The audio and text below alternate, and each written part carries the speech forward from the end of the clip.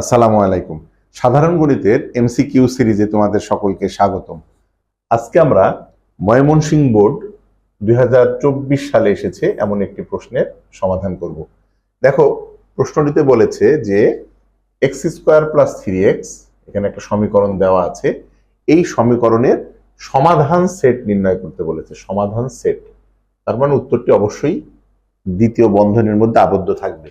এখন সমাধান সেট নির্ণয় করার জন্য যে ইকুয়েশনটা দেওয়া আছে সেটা হচ্ছে আমাদের এক্স স্কোয়ার ইকুয়াল 3x। এই প্রশ্নটি অধিকাংশ স্টুডেন্ট জানার পরেও কেন জানি ভুল করে আসবে বা ভুল করে আসে, সেটা হচ্ছে কি, এইরকম ইকুয়েশন থাকলে ওরা করবে কি, যে উভয় দিক থেকে আমরা এক্স এক্স বাদ দিয়ে দিব, তাহলে এক্স ইকুয়াল 3। সেই ক্ষেত্রে ও ঘয়ে টিক দিয়ে চলে আসবে, কিন্তু এইটা আসলে সঠিক উত্তর নয়। খেয়াল করে দেখো, এখানে তোমার দ্বিঘাত সমীকরণ, তার মানে অবশ্যই এই প্রশ্নের তোমার দুইটা উত্তর আসবে। সেটা কিভাবে আমরা একটু খেয়াল করে দেখি। তাহলে এক্স স্কোয়ার 3x কে তুমি এই পাশে নিয়ে আসো, তাহলে -3x ইকুয়াল 0। এখন এখান থেকে আমরা যদি এক্স কমন নেই, এক্স কমন নিলে এক্স -3 থাকে ইকুয়াল 0।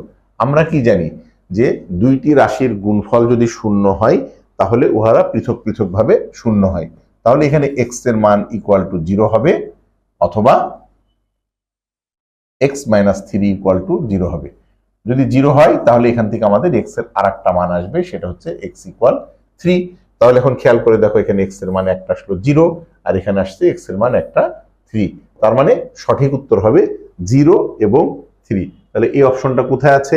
এই যে 1 নং প্রশ্নের উত্তর ক, 0, 3। তাহলে এই ধরনের প্রশ্নের আশা করছি তোমরা উভয় দিক থেকে চলক কখনো বর্জন করতে পারবে না। দ্বিঘাত সমীকরণ যেহেতু, তাহলে এখানে এক্স এর মান অবশ্যই দুটি আসবে। ভিডিওটি যদি তোমাদের ভালো লেগে থাকে তাহলে অবশ্যই আমাদের ইউটিউব চ্যানেল এবং ফেসবুক পেজের সাথে যুক্ত থাকবে। আল্লাহ হাফিজ।